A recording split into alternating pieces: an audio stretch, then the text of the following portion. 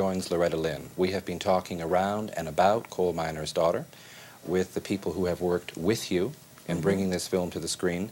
And I suppose, having read your autobiography on my way to meet you, and you expressed your attitude about film, and you said at the time you wrote that book, my records are selling, my concerts are booked, I don't really need the movies. I'd like to know at what point you changed your mind and said, I think it's time, we'll do the movie. You know, this is funny you'd ask me a thing like that.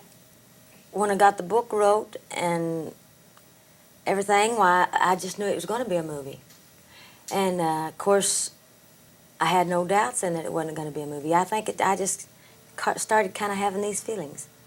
And I said, okay, if you want a movie, we'll give it to you. Loretta, did you have casting approval? No, I kind of picked Sissy, and that was it.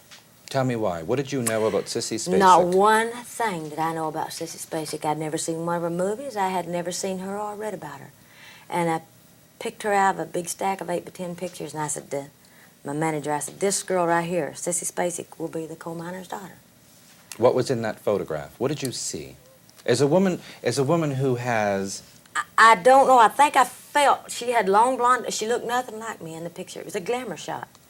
And I don't know if I felt that she could take herself back and play from the time she was 13 up to now or not, you know. But I don't remember exactly what I did feel. I just knew that she would be playing it. As a woman with the special extrasensory perception you have, did you look at that photograph and think you've known her? Did you feel anything in the picture? At the time, I didn't feel that. I just felt that that was the only feeling I had. This girl was going to play the coal miner's daughter. But when I met Sissy, I felt like I already knew her. I knew her before we were ever introduced. And I just felt like we just hadn't seen each other in a long time. But, you know, it was just another meeting. Sissy Spacek said that she'd wondered all those years why she'd kept up her music, what it really meant to her. And then Coal Miner's Daughter came along. She also admitted that early on in the production she was afraid she'd bit off more than she could chew. Did she ever come to you and say, help? I helped her. I helped her with a lot of the singing and took her to the Grand Ole Opry and got her ready to do Coal Miner's Daughter. She didn't need much help. She had me covered pretty well. I had a lot of sleepless nights. What was the turning point, Sissy? When I decided to do... When you say early in the production you were afraid you'd bitten off more than you could chew playing Loretta Lynn, when did you regain the confidence? Well, you know, I just didn't have time to worry.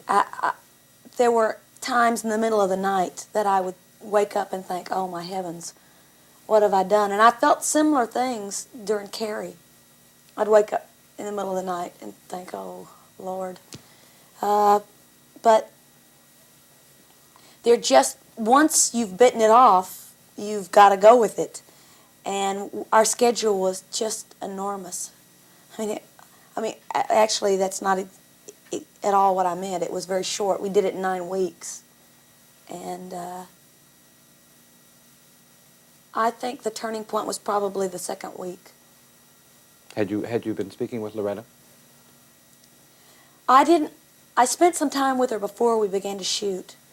And the one night that I really had the roughest time, she called. And I hadn't spoken to her in weeks. And she called because she was worried about me. And I couldn't believe that she called when she did. But there were things like that that happened from the very outset of the picture. That extrasensory perception was always with her. Always. Maybe she knew you needed her and picked up the phone. I think she did. I think she did. She's always been that way. I refuse to let her read my palm anymore for fear she'll tell me something I don't want to know. They say you would not drink tea around her. Fear of the leaves disappearing. When you say you had the same kind of moments during Carrie, what I think is unique, and the first time we met and had a conversation and reminisced about your Canadian experiences, was over Heartbeat. And you've gone from Heartbeat, which I think is one of the finest films of the last decade in America, and I wish that it was getting a greater response. I just don't know what it is that's missing with that kind of film when one sees that ensemble acting and that kind of treatment of a movie. But my point is, you have created two living people, Carol and Cassidy, whom you met and knew, and then Loretta Lynn, whom you know very well at this point. I just wonder what it did to you as an objective, creative actress, working and creating people that were near you or available to you. Now, you may have had those problems on Carrie, but that was someone's imagination. You mean playing a live person? Yeah. Well, there's an added pressure because you want so badly to please them, not only to do a good job for the director and everyone involved immediately with the film and for your audience, but you want to please that person that you're playing. But it's also a wonderful thing to have someone, if you need them, they can be right at your side in not a very long time. They were both very inspiring to me, just as a woman. They're both my size. All these things were coincidental. We're all 3 5'2.5", all 3 Southern women. With Coal Miner's Daughter and with Heartbeat, it was odd and very funny because I got to know Carolyn very well and I got to know Loretta very well. And I would, in doing research and talking with them and reading things they'd written and with Loretta doing her music, I would find myself discussing their life with them. And with Carolyn, especially one day, I found myself saying, well, you know, with Neil, it was like, you know, it was just like, and I was explaining, I found myself explaining her life to her. And I had to laugh and think, my gosh, you know, one must be a big person to be able to let someone take your life, make a film of it, change certain situations, and, you know, just to dabble with your life. Must be a shock to see it, too. But you didn't have to lose 20 pounds to play Carol and Cassidy early in Heartbeat, did you? No, but, you know, I didn't lose 20, I only lost about 5 for the early part of Coal Miner's Daughter. I think probably, they bound me. I said that to someone the other day, and they got real nervous. They didn't realize what I meant. But And looked at your feet. they looked at my feet, right. But the span was longer. And I'm now very hungry to do something that a film, a contemporary woman that lasts over about a weekend. You know, no, from 13 to 40. And not epics. No more Epic proportions. epics for a while. City Lights on Location now joins Beverly D'Angelo in Los Angeles. First of all, there's a high point in your career right now, and I don't mean the movie. Oh. That one you've done. But watching you do Patsy Cline in Coal Miner's Daughter is such a thrill, and you are so fine. To go from Sheila Franklin to Patsy Cline and create the two women you've created is just astonishing, and I wonder what it was that you found. What was your secret for your creation of Patsy Cline? Was there one thing you found out about her? I found out a couple of things that I consider secrets that kind of helped, but I'm not going to tell. There were some, in listening to her songs and talking to the people that knew her, I just found some real resonant chords, and I just kind of let myself respond to it. And then when I was living in Nashville, I would wear a wig and talk with an accent and things like that. In fact, I've seen people at these screenings that I knew in Nashville and been like that close to them and gone, and they don't recognize me.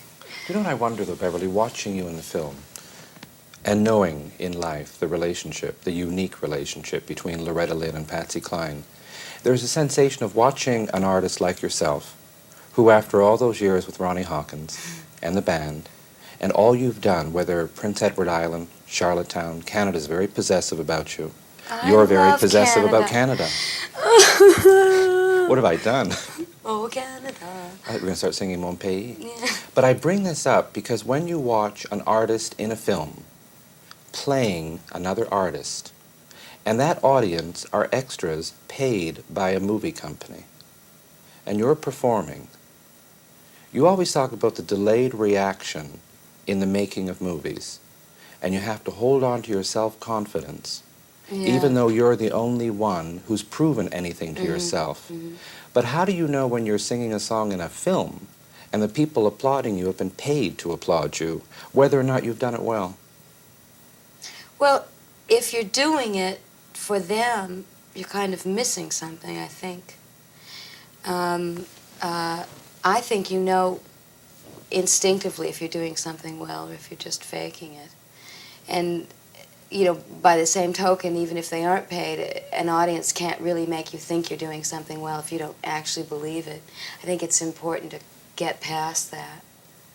I mean, sure, performing has to do with performing for an audience, but if you place all your value on the audience, then you're losing your center a little bit. Has anyone talked about, and it wouldn't be a surprise to me, the Patsy Cline story based on this film? Not yet. You interested? Sure. What have you got in mind, Brian? But I'll tell you, I can imagine it because it is so. You know what you do? You offer the kind of performance.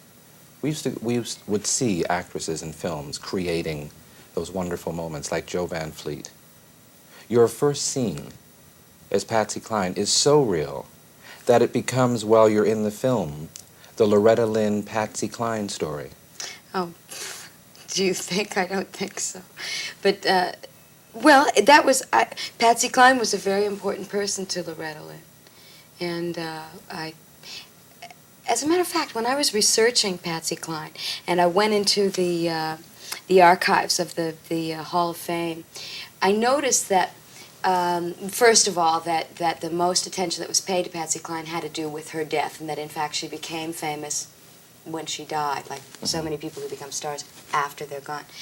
But Loretta Lynn's career, at the very beginning, when she first came into Nashville, really had a lot to do with being Patsy Cline's protege, and Loretta Lynn believed that she, had communication with Patsy Cline from the other side of that kind of thing, and that Patsy was guiding her career. So they're very closely linked, like, they're legends, You know what I thought of? I asked Beverly D'Angelo because it fascinates me when one knows that you are a musician, composer, singer, actress, and that when a performing artist is on a stage singing, but what you're offering is Loretta Lynn, and the people in the audience aren't an audience. They're paid extras, and they're applauding you. How do you know if what you did is the real thing when the people applauding are being paid to do it? Well, they're not being paid much. No, but And you is there a don't strange know. sensation of knowing that you're on a movie set, but what you're giving is Sure. real? Do you know what I mean?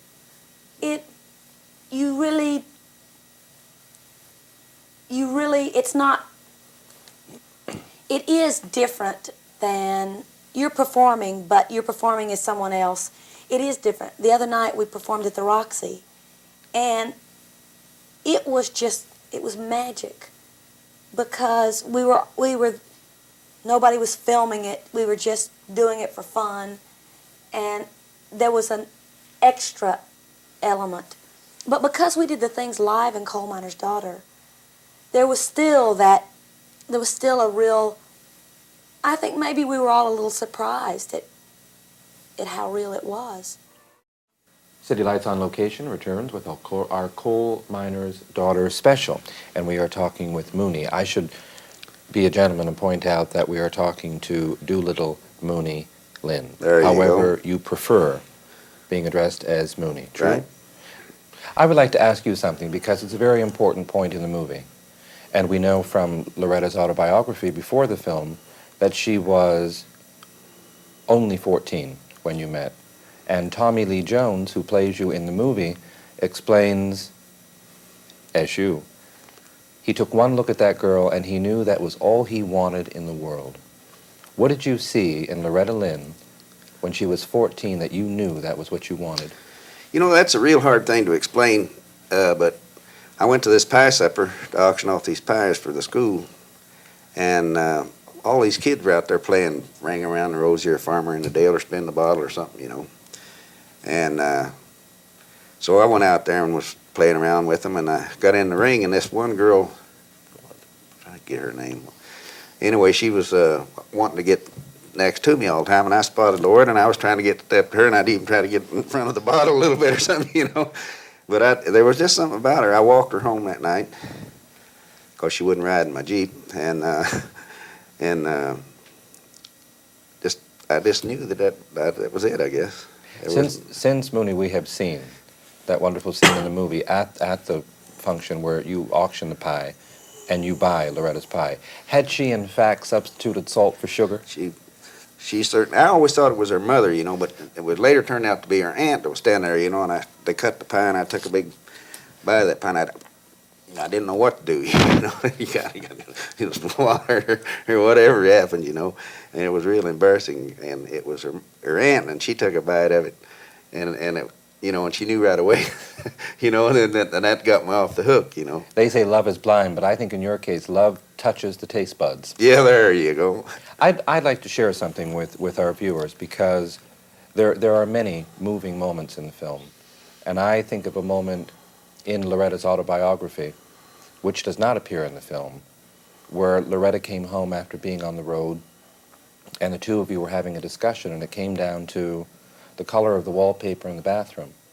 And Loretta wanted one color and you wanted another, and you finally turned to her and you said, "I spend more time in this house than you do." And she said, "It was true, he did." And I use that only to preface a statement about you as a man who has your own dignity, your own image. What is the turning point for someone like you where you say, yes, she's Loretta Lynn, and to a lot of people she belongs to the world, but she comes home to me? When did you accept that? That point is growing closer right now, I can tell you that. It's hard to be, you know, alone and home a lot, and we have definitely decided now that we're going to spend more time together, even if I have to go on the road with her more, you know, which I don't like the road, and but if that's what it takes, that's what it's going to be. Loretta said when she sat down to write the book, there were discussions with you. She said, Well, what am I going to do? Should I tell them the truth that we fought and we've disagreed and there have been bad times? And what did you tell her? I told her, I said, if you're going to write an autobiography, if you're going to tell anything, tell it all. Like I say, she told some things I don't know if I might not have told, you know, but she told them. And I said, as long as it's the truth, tell it, you know, because there's lots of things that embarrassing, you know, but if it's the truth and you've done it, well, if you're going to tell anything, tell it all. Mooney, how many times have you seen Coal Miner's Daughter, the movie? I've seen it yesterday for the second time. Do you believe it's you up there? I really do. I have that feeling, you know, there's so many things that remind you of so many things that are not actually in the movie, you know, like you're driving down the road and you remember the scene and you feel like you're there, and then in your mind it says, oh, well, I wonder why this is not there, you know, like some little things that we even forgot to tell in the book, you know. But seeing the movie reminds you so much of it, it reminds you of a bunch of other things that really happened that you even had forgotten about. And seeing the movie brings them back, you know. I'd like to share something with you, because you share many things with us in your autobiography.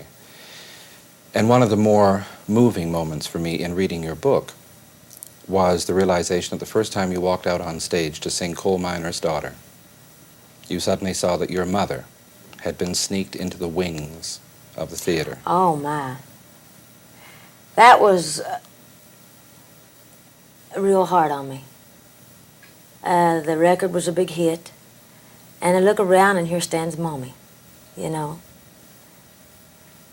I started crying, and it was pretty sad. Are we to believe, because we have that moment in the movie, that in the movie, Sissy Spacek is not singing Coal Miner's Daughter for the first time, since she gets all the way through it? I think, no, that wasn't for the first time, because I think when Sissy sang the Coal Miner's Daughter in the movie, it was already a hit, wasn't it? Yeah, I mean, she had already in the movie. I just wondered if artistically you had decided, because you have very emotional moments within the film with Sissy and your mother, that you didn't need that moment. I didn't need that moment, no. There were so many sad moments and hard to live through, even just in the movie. There were times were so much worse and so much sadder than we had them in the movies. But if they'd have put them in the Coal Miner's Daughter movie, it would have been hard for people to have really related to it, because we didn't want people to go out of the movie feeling down. I wanted them to really not feel depressed about anything. And that's what I think that they tried to capture in the movie, and not making it too sad. I asked your husband, Mooney, during our conversation, how many times he had seen the film, and if he believed he was actually looking at his life and that it was Tommy Lee Jones being him. And he said something quite wonderful about the memories flooding back and the realization that whether it was the Jeep or the road, that a scene in the movie would remind him of something that wasn't in the movie that he had forgotten in his life. Yeah. What about you? That's the same way. I remembered so many more things when I watched the movies. And I said to myself, well, why didn't I think of this? You know, this would have been a great shot for it too, but you can't remember everything, you know, till something makes you remember. People remember a lot about you, and there are many reasons to respect you and have affection for you, even strangers. Thank you. You're welcome, it's true. But there are many of us who remember the time you were on the David Frost show. And people thought that Loretta Lynn had a message out there and she was helping womankind. However, that particular day you had Betty Friedan discussing the movement. Do you remember what you did on the David Frost show while she was talking? I went to sleep, didn't I? I was tired. Nothing to do with what Betty was saying. It was probably pretty boring, because that was quite a show. I flew in there to do the show, and she come out and talked about woman's lib, and they didn't get a picture of me falling off to sleep. And then a doctor had come out and talked about his book. It was about sex. It was a sex book or something. And I thought, my gosh, this show's getting boring. And I went to sleep. And they caught that on the film. So when the show was over, my husband was in the green room watching. He said, Loretta, don't ever let me catch you out there on the set ever again with your eyes closed. And so you've never done a show that Gloria Steinem was booked on? No, but while right in the middle of her conversation, David Frost, the camera went to me and there I was sleeping. And they left the shot on me, and he says, what about you, Loretta? What do you think? And I said, yeah, I think the same thing. It's embarrassing. When you share something as intimate with us, when we read about the customized bus and you working, and we know, and there's a very graphic presentation in the film of the pressures and special demands that go into a life like yours, and we can realize that in 1 year you were hospitalized 9 times for exhaustion. And you get on that customized bus and you say, I'm lonelier than a prisoner. I don't draw the curtains because I've seen the country and it all looks the same. That's true. What keeps you going? Well, now what keeps me going is I know that the hardest part is behind me, and from here out, why I'm just going to kind of spend more time with my husband. Me and him are going to spend more time together that we have lost in the last 15 years. I think it's our time. We had love. That's the one thing my daddy made. City Lights on Location will return in a moment with Beverly D'Angelo, Sissy Spacek, and a scene from Coal Miner's Daughter. When you say about Patsy Cline, with all you learned, and the fact that you not only got every one of her records, you had original master tapes, you spoke to her husband. Well, I worked with her, I spoke with one of her husbands. I worked with her original producer, and the same people that played on the tracks for the Cline songs in the film played on the tracks when they recorded them. The Jordanaires came in and sang backup. In fact, when we were trying to get the voice just right, I found that that it was not that difficult to kind of capture the essence of her voice using my tools. And we even tried recording at one point on the original condenser tube tape recording thing, because there was just some tone that I couldn't really get, and I couldn't figure it out because by all rights, I should have been able to capture that tone with my own voice. And then Owen said it's because we were using condenser tubes instead of, you know, the electronic deals that they use now in recording. When you express the admiration and the respect you do for people who played a part in your career, like Ronnie Hawkins, and you say that he is one of our unsung heroes, he's a star without a hit. And then you talk about Patsy Cline now, and you say she was a generous, loving woman who never got her shot. Well, her career was very short. It was just a few years, and then she died. She was not really peaking. She hadn't really established a style before she died. And so, I mean, like, she never really, I don't think, had an opportunity, except in Nashville, to set up a space for herself. And Ronnie Hawkins? Well, Star without a hit? Yeah. How important is that, Beverly? A hit? Yeah. I mean, when you say a star without a hit, how does one sustain the stardom because we're always taught, we're taught by the media, number 1 with a bullet, number 14. We hear in the movie that Loretta's number 14 and climbing, and everything becomes that climb, and then you can assess a career and say he's an unsung hero, Ronnie Hawkins, a star without a hit.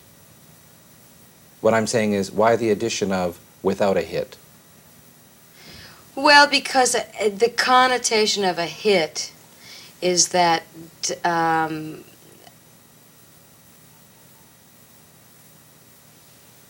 market-wise, he has an audience that's far beyond what he can reach by live performance. Ronnie's biggest contact comes in his live performances. He doesn't have records that are going out, you know, to people in Texas every week the way that he's appearing, you know, in the Alma Combo and things like that. I mean, his circumference is pretty much based on his own real person. A hit broadens the horizon and just makes your energy known to a lot more people.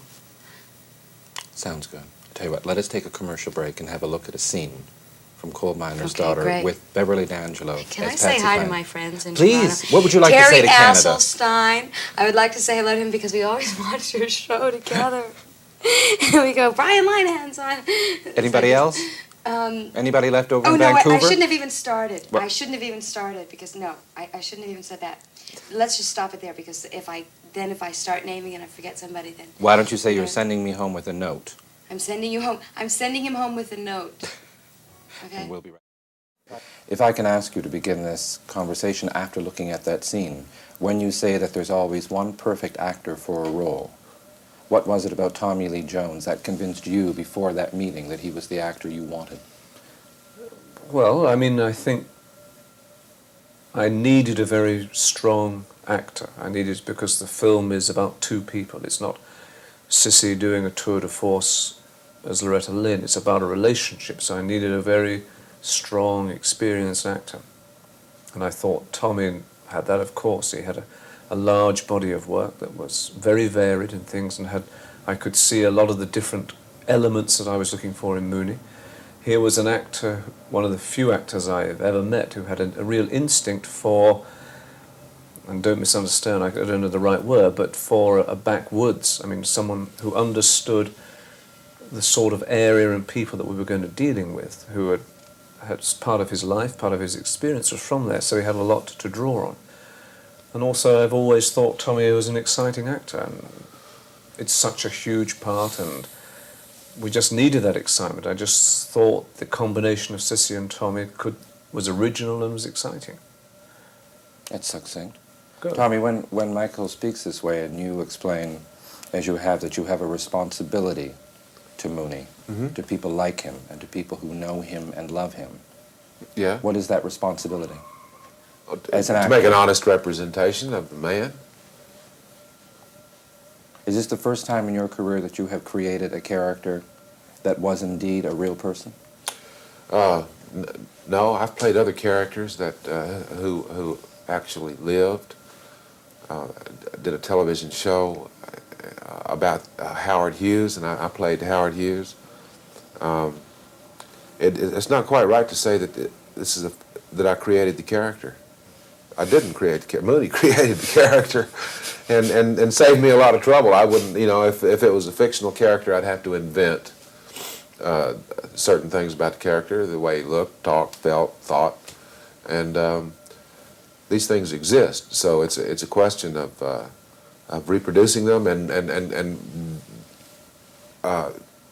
making them part of Michael's concept of the film, and, you know, bringing Mooney to the film. It's not like having to create a character and then bringing him to a film. It's an easier job, basically. Then you had the advantage of having the real person teach you how to drive that bulldozer. That's right. I had the advantage of having a real person teach me how to run a bulldozer and teach me how, you know, just from being around him, I could see how he wore his hat and what he did with his shirt sleeves as the day wore on.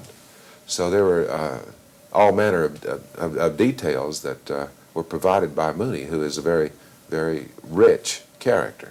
Michael, I'd like to ask you something, because there's always a conflict in the Emerald Isle of Beverly Hills when film deals are being put together, and one hears legendary stories about people like Sue Mengers or Swifty Lazar. You are a man with tremendous credentials in England, in television. You have won every award available to you, and like colleagues like John Schlesinger or others, you are prepared to do a commercial between No, award-winning. I never have, actually. You never have, No, but I'm from television. I mean, there are others, Alan Parker, Ridley, they come from that world, but I never have. I don't know the reason, it's just that's the way the cookie has crumbled.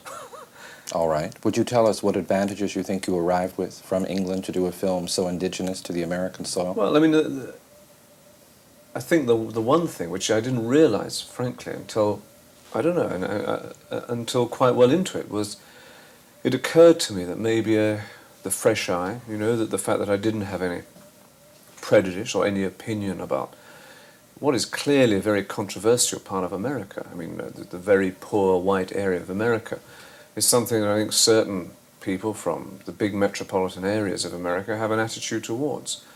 I mean, I didn't know they had that attitude, although I'd seen it, a hint of it in Nashville, the movie Nashville, especially an attitude of Beverly Hills towards country music, for example.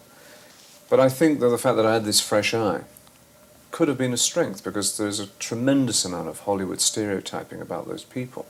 And although there isn't a great heritage of good films about the Appalachians, I think the only, in modern cinema, the best evocation of that place was a fellow countryman of mine, which is Borman's opening 10 Minutes of Deliverance, you know, and so that was encouraging, and I think maybe in certain delicate areas of American life, an outsider can bring something to it.